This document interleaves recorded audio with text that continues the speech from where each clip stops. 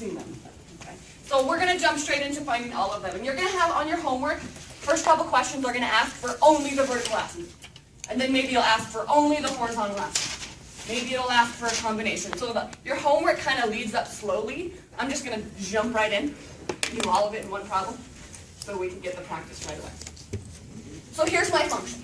F of x equals x squared plus 9x plus 20, all over 2x squared minus x minus 3. So let's go ahead and just go through the list of things we need to find. Let's find our vertical asymptotes first. So how do I find vertical asymptotes? This is what I like to do. I like to tell myself what I'm finding, and you should too. If you're going to find vertical asymptotes, label it vertical asymptotes. So that way you know what you're doing. And then later on you'll find horizontal asymptotes. So what's the step for vertical asymptotes? The first step is I have to factor it completely and then simplify if possible. So you rewrite your function, just factor it. On the top, how does that factor?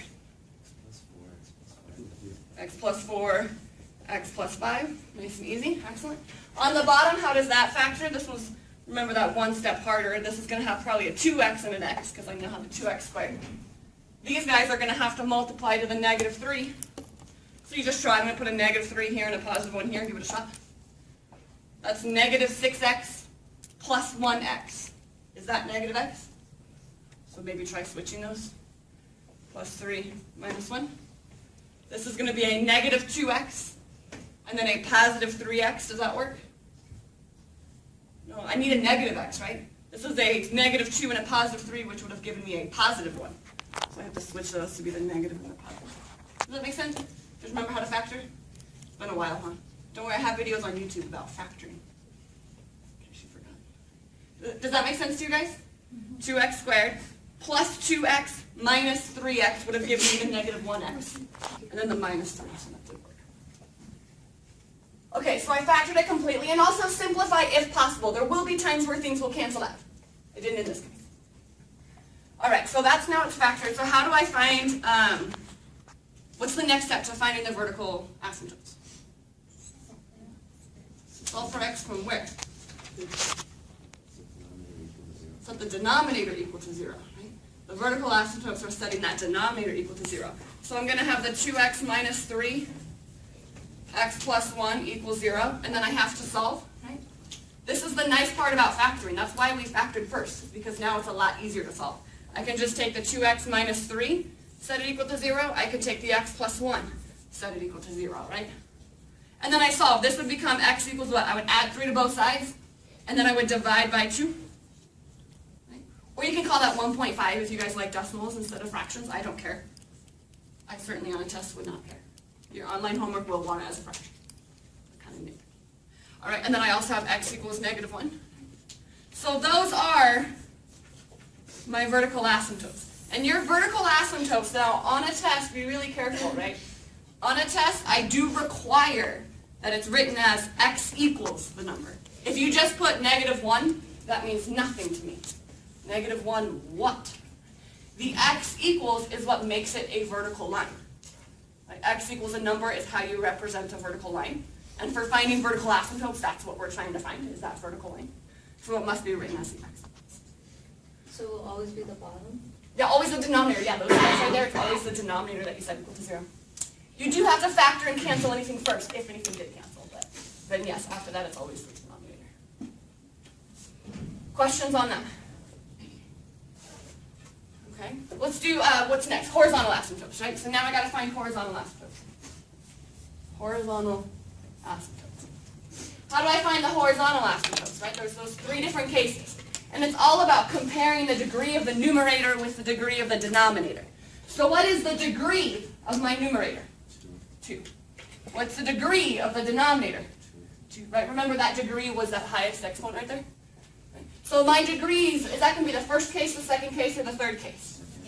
Where they're equal, right? So because, and I'll write this down, the degrees are equal. And you don't have to write that down on a test, but maybe while you're studying it's good to remember. Because the degrees are equal, it's y equals a over b is the horizontal asymptote, right? Where a is the leading coefficient on top, and b is the leading coefficient on bottom. So what's my leading coefficient on top? 1, because there's that number 1 in front. What's the leading coefficient on bottom? 2. So now my y equals 1/2 is the horizontal asymptote. Horizontal asymptotes are y equals a number. Vertical asymptotes are x equals a number. You guys got that okay? Questions on the vertical asymptotes or horizontal asymptotes? Yeah, I don't understand. Which one? Which, the vertical or the horizontal? Vertical. The vertical? Okay, so the vertical you had to factor first. Wait, no, the horizontal. So the horizontal, we looked at the degrees. Okay. The degree on top here is 2. The degree on bottom here is 2. Because they're the same degree, I had to look at this case. The degree of the numerator is equal to the degree of the denominator. So because they're equal, this right here tells me that y equals a over b is the horizontal asymptote. And a, you looked at the leading coefficient here, and b, you looked at the leading coefficient here. So I got 1 over 2. Okay. And it's y equals. Horizontal asymptotes are always y equals a number. Other questions? Excellent. Okay, so we're not done, right? I need to find intercepts. So how do I find... So notice I'm keeping myself organized. Vertical asymptotes, I did my work, circled the answer. Horizontal asymptotes, I did my work, circled the answer. Let's now do y-intercepts. Okay, again, how we find y-intercepts, remember you just plug in 0 for x. So you could write this f of 0 equals, I'm just going to make it y equals because I'm lazy. Remember f of x, same thing as y. I'm just lazy. So y equals, I've got 0 squared plus 9 times 0 plus 20, all over 2 times 0 squared minus 0 minus 3. And then we simplify, and I got negative 20 thirds. Somebody want to give that to me as a decimal? So that way you guys know, can you give them? What's 20 thirds as a decimal? 6.67, if I round it? Come on, guys. I can do that. All right, so that's what I got. How do I write that as an ordered pair? 0, comma, the negative 6.67. You said my math lab is going to want it in... In the fraction, yeah. I just typically, when I graph things, I like things as decimals. I just did them both so you know they're really simple. And technically I rounded, so that's an approximation. Because I rounded. Okay, questions on that y-intercept? How do I find the x-intercepts now? And this one, for the x-intercepts, factor completely, and then set the numerator equal to 0. So I'm going to factor, which I'm going to use this one that I've already factored, and I'm just going to set the numerator, x plus 4, x plus 5, equal to 0. Right? You guys see how I took the factored one there? And then I ended up with x equals negative 4, and x equals negative 5. So I write that as negative 4, comma 0, negative 5, comma 0. My x-intercepts. Questions there? So for the x, can we do either one For the x-intercepts, can you do what? either one top or bottom? No, it has to be the top. X-intercepts, it's the top. Okay. Vertical asymptotes, it's the bottom. Has to be that way. X-intercepts, you set the top equal to 0. Vertical asymptotes, you set the bottom equal to 0. But both of those has to be factored first. Because you never know when something's going to cancel. That changes quite a lot. Questions so far? So x intercept has to be X-intercepts is the top equal to 0, yes. Asymptotes, horizontal asymptotes, and x-intercepts. Let's just go through the exact same steps. Okay. I'm going to run out of room here, so I'll go like this. Actually, does everybody have that written down? Not yet. Not yet. Okay, well, I'll start with the vertical asymptotes then before I erase it. So how do I find the vertical asymptotes of this function? Again, you're going to go through the exact same steps, right? The first step is to do what? Factor it. Factor it completely, right? So I'm going to rewrite the function as completely factored, right? On the top, does it factor at all? No, because it's already just one linear term. It's nice and boring. On the bottom, how does that factor? X minus 1, x plus 1, right? Excellent. Does that simplify? In this case, that x minus 1 goes away. So in fact, this does simplify to what? X plus 1. 1 over x. 1 over x plus 1. If that x plus 1 is on the bottom, it's on the bottom. You can't suddenly change that. So now I factored and I simplified, so now I can go ahead and find the vertical asymptotes. And remember, that second step is to go ahead and do what? The denominator. The denominator, after it's simplified, equal to 0. And then I solve and I got x equals -1 is my vertical asymptote. Yeah, I was gonna say I got it. Thank you. Does that make sense? Okay, so what's next? What do I have to do next? Horizontal asymptote. So how do I find the horizontal asymptote? Same steps. Looking at the degree, right? Does it matter if I look at the degree of before factored or after factored? Does it make a difference? No, it doesn't. Not for horizontal asymptotes. Typically, I like to look at before it's factored. In my opinion, 90% of the time, that'll be the easier one to look at for horizontal asymptotes. Like over here, we looked at it before it was factored, because after it was factored, you'd have to multiply it out, and it's kind of annoying. So if you look at it before it's factored for horizontal asymptotes, it's a little easier. So for horizontal asymptotes, right here, what's the degree on top? 1. What is it? 1. Why is it 1? There's x. This is just an x to the 1 right here. So the degree on top is 1. What's the degree on bottom? 2. 2. So is the degree on the numerator smaller, equal to, or bigger than the degree on the denominator? Smaller. The top is smaller than the bottom? So we go through and we look at our three cases. The degree of the numerator is less than the degree of the denominator. Is that what I have? Yeah. So that means that y equals 0 is a horizontal asymptote. That's the best one because there's no work. Simply, y equals 0 is the horizontal asymptote. Kind of nice, right? Only if they're gonna test this one. Huh? It's not like we're gonna test this on like all of them and look like that. All of them nice and easy. This one wasn't too bad. You just had to think a little bit more. That's true. Not too bad. Horizontal asymptotes are actually always a little bit easier than vertical asymptotes most of the time. Okay, so what are we on now? Y-intercepts? Yep. How do I find the y-intercepts? Plug in 0. Plug in 0, right? You could do either the factored or before it's factored. It doesn't matter. I'll do before it's factored. So I have 0 minus 1, 0 squared minus 1. I ended up with -1 over -1, which is +1. So 0, 1 is my y-intercept. Easy enough. So x-intercepts. So for x-intercepts, and again, this nice little trick that I have right here for the x-intercepts, this works for rational functions, and I recommend you remember this for rational functions.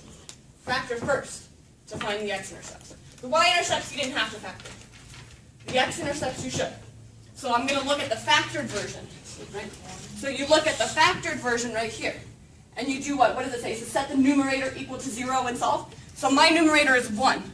Set it equal to 0. Is that solvable? No, that's never going to happen, right? So that means there are no x-intercepts.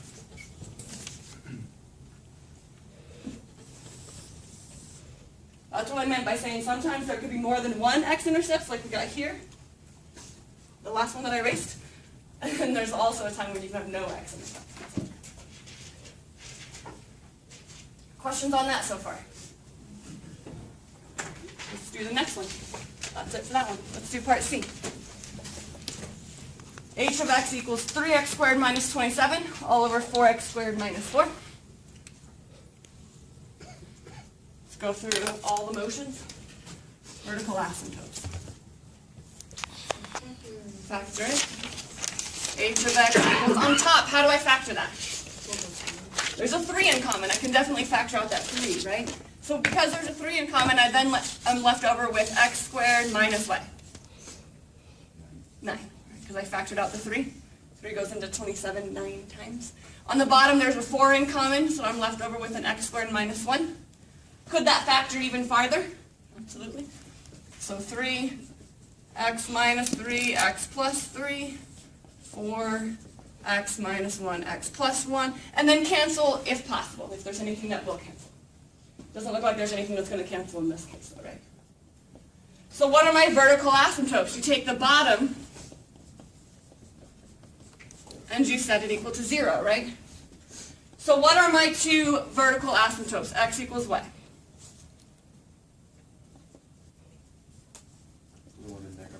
1 and -1. Why is it not -4? You already pulled the 4 out. Yeah, you already pulled the 4 out. These are the only ones that had x's, so those are the ones you're solving for. That one doesn't have an x in it. You're going to solve for that one. So x equals 1 and x equals -1 for my vertical asymptotes. Questions on that? It's a little bit easier now that we already did some of them, huh? So with the B, I always have two. Not always, no. In this case it didn't, right? This last one did. I just asked that and I looked over it. I was like, oh yeah. No, it doesn't always see that. There's no, like, it'll always have one of this and two of this, but every rational function could all be all kinds of different. There's no one way to tell. Okay, so horizontal asymptotes. What's the degree on top? What's the degree on bottom? 2. Are they the same degree? Yes. Yes, so because they're the same degree, it's y equals what? A over B. A over b, where a is the leading coefficient on the top, and b is the leading coefficient on the bottom. So in this case, what's my leading coefficient on top? 3. What's my leading coefficient on bottom? 4. Easy enough. So what do you get to do? Oh, okay, never mind. I look, So you look at horizontal, you look before it's factored. Vertical, you look after it's factored. Horizontal, you look before it's factored. Is that helpful? Yep. All right, so onward, ever onward, y-intercepts. Go ahead, why don't you guys take a minute. Try to find the y-intercept, try to find the x-intercepts.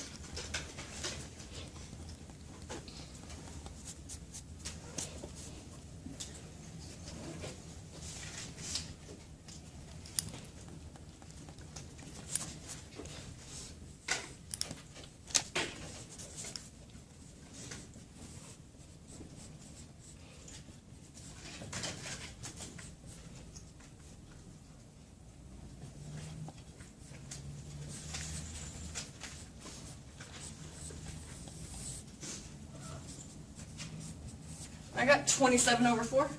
Yep. You could put that into your calculator as a decimal if you wish. It's 6.75. 6.75, there you go.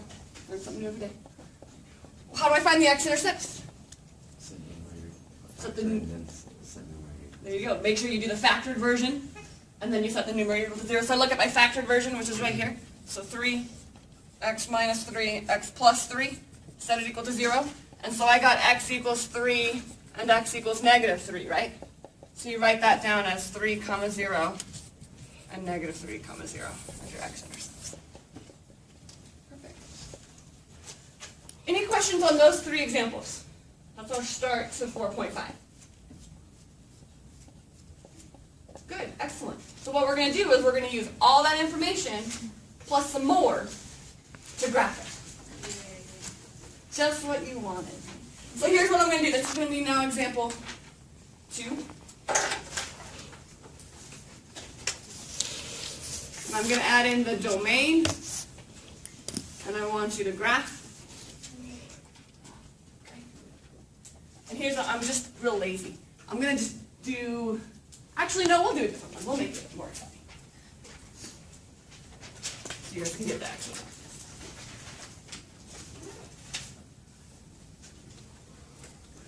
I'm going to add in the domain, and we're going to graph it. Okay, so here's the function I'll do. I'll do f of x equals, I'll do x squared over x squared plus 2x minus 8.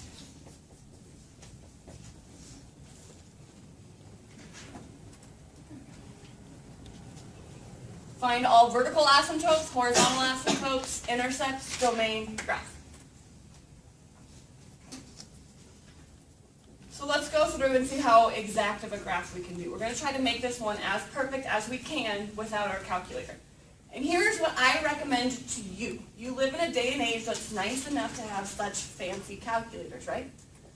I allow you to use those calculators on the test. There is a part on the third test that I don't let you use it.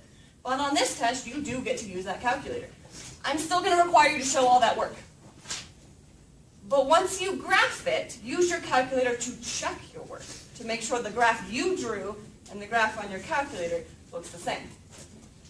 Take advantage of that. I can't tell you how many times I see people with the graphing calculator and they still have the graph wrong. Graph the graphing calculator. Use it to your advantage. If you don't have a graphing calculator, just have to be real careful not to mess that stuff up. Because I can do this without a graphing calculator. You totally can. Everybody can. If you don't have one, don't worry. You can do it without a graphing calculator. But use that calculator to check your work at the end. Okay, so find the vertical asymptotes. So let's go through all of it. Vertical asymptotes. What do I do again? Factor and then set the denominator equal to 0, right? So x squared, it doesn't factor, right? But you could write that as x times x. Am I right?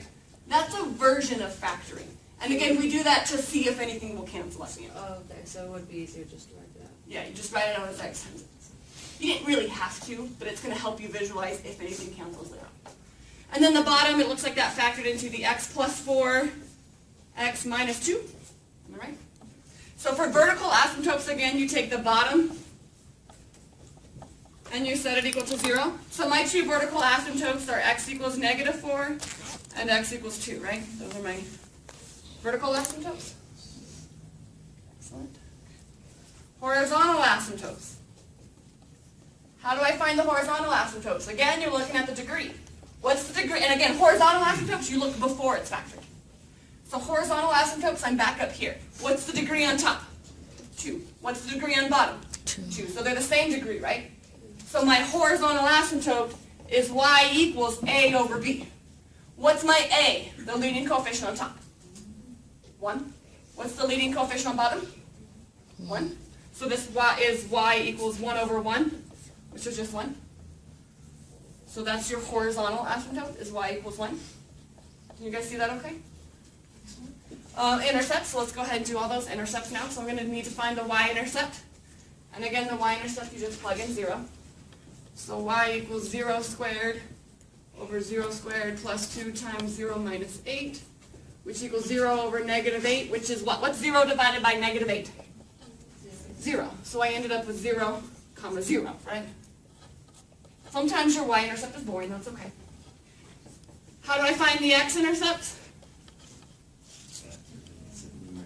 There we go. They take the numerator, set it equal to 0. So my numerator was the x times x, set it equal to 0. So I would end up with just x equals what? 0. So 0 equals 0 is the x-intercept. Sometimes they really are just that boring. That doesn't mean you get it wrong. Okay. So far, so good? This one seems pretty easy to graph. Huh? This one seems pretty easy to graph. Oh, little do you know. There's more. It's fairly simple. I started with definitely a fairly simple one. Okay, the next thing it asked for was domain, right? Okay, so domain. How do I find the domain? Now, this is going back way back to chapter 1, when we started talking about what a function was. Remember, for domains, you have to make sure you never divided by 0 and never took the square root of a negative number. Those were the ideas we were talking about for domain. So for domain, if I look at this, dividing by 0 is an issue, right? So when I found the domain, what I ended up doing was I ended up factoring the denominator, right? And I decided what values would make the bottom equal to 0. What are those values? 4 and 2. Negative 4 and 2. So x cannot equal negative 4 and 2. And remember, I made you always write that in interval notation. So that was the negative infinity to negative 4, union negative 4 to 2, union 2 to infinity. So that was your domain.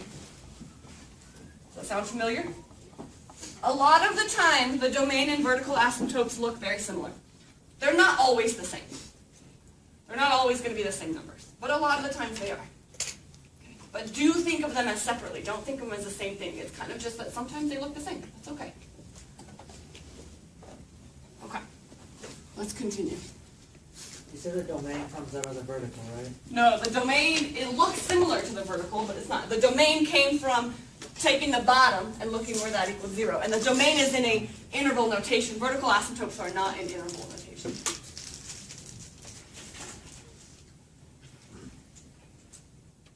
Okay, so now we got to graph it, right?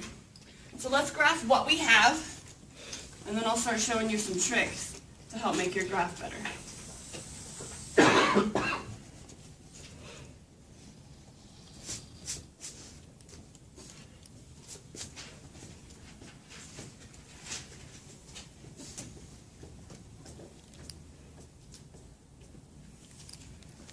So what I recommend you do is I recommend you always do your asymptotes in a different color. Grab my... simply because the asymptotes and the graph are two different things. The asymptotes just help describe the graph. They're not actually part of the graph. So if you have another color, do the asymptotes in a different color. So we'll just start off with the first thing that we found. First thing we found was vertical asymptotes. So x equals -4 and x equals 2. So I look at my x equals -4, so 1, 2, 3, 4, and then I draw a vertical asymptote there. Your asymptotes should always be in dotted lines. It should be. You guys okay with that? We did graph that one on Thursday, so hopefully that sounds a little familiar. What about now x equals 2? Go ahead and graph the x equals 2 vertical asymptote.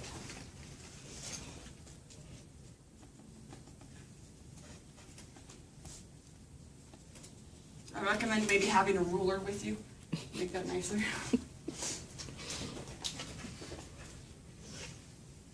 And I definitely label your information. This was x equals -4. This was x equals 2. Label it so you know where that came from. Those are the vertical asymptotes. Questions on that? Okay, the next asymptote I found was the horizontal asymptote, which was y equals 1. So I go to the y value of 1, and I graph a horizontal asymptote.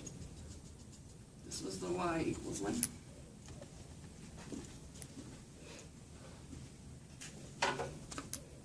So far, so good?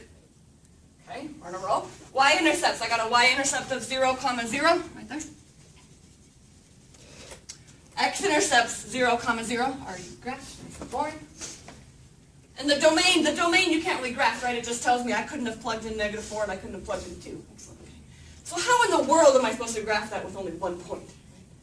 You can't. You're human. Don't try to just say you're supposed to know it, right?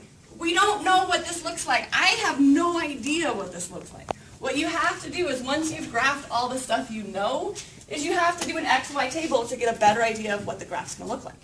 There's no other way about it. You've got to do an XY table. So let's do that. X. Pick at least 5 for now.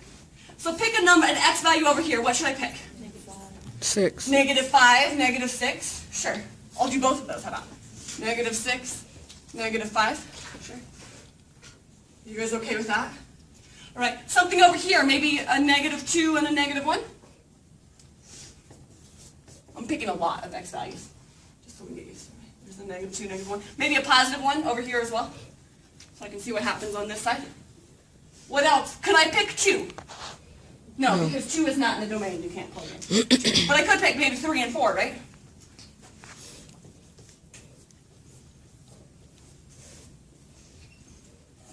You guys okay with that? Questions on that? Why did you pick 3, 4? Because something over here on this side. That was 2, so I picked 3 and 4. Just the next one's over past the asymptote. Yeah. So you can pick anything except -4 and 2? Right. Yes. You can pick everything except for what's not in the domain. You guys okay with that so far? Okay, I don't have my calculator with me, so this is you guys' job now. And then +1. You guys want to know how I did that so quickly? Remember that I showed you that I just actually graphed the function and then clicked table, and it gives you an XY table? You didn't show us that. I didn't show you that? Uh-uh. Let's do that. You That's showed really us cool. how to change it into a fraction. Oh, that's all I told you? Oh, okay. So Yeah. you just graph it. Go to the y equals. And then you just click table, and it gives you an XY table. When you go to the y equals, you enter this in. And I would show you again, except remember that cool calculator thing I had? Yeah, I lost that flash drive. It really sucks. So, I don't have it anymore, so it's really kind of unfortunate. It was a really cool flash drive. It had a lot of stuff on there. Whoever found this really happy. Yes, because they're going to have a free calculator on it. I'm really kind of sad. I wanted that, but I lost it. Can't you get it again? It's licensed. You have to pay for it every time. Oh my word. Yeah. So I just lost it. Oh well, I'm over it. Okay. Anyways, XY table. If those of you who have a graphing calculator like this and you're not sure how I just did that, just find me during the break and I'll show you. It's real easy and it's going to save you a lot of time. All right, so let's actually plot this point. So -6. So here was my -6 right here. I got 2.25. So a little bit over 2. Negative 5, I got 3.57. So like 3.5. So negative 2, right here, I got negative 1/2, which is right there. Negative 1, I got negative 0.1, which is pretty close to the 0. Right? Positive 1, I got negative 0.2, which is about right there. Positive 3, I got 1.28, which is a little bit over 1. Positive 4, I got 1. Is that possible? Does that make sense? When I plugged in 4, did I get 1? Did I do that right? Yeah. Good. So this is the one that crosses the horizontal asymptote. Okay.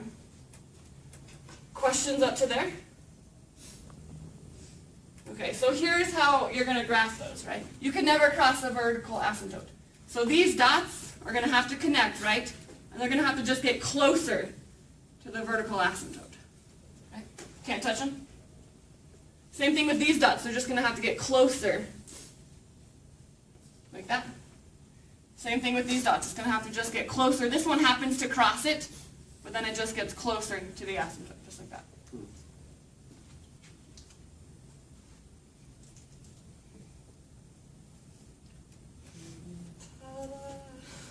Yeah. How did we know that one crossed the horizontal? I just plugged in 4 and it gave me 1, and 1 is the horizontal asymptote, so it touched it.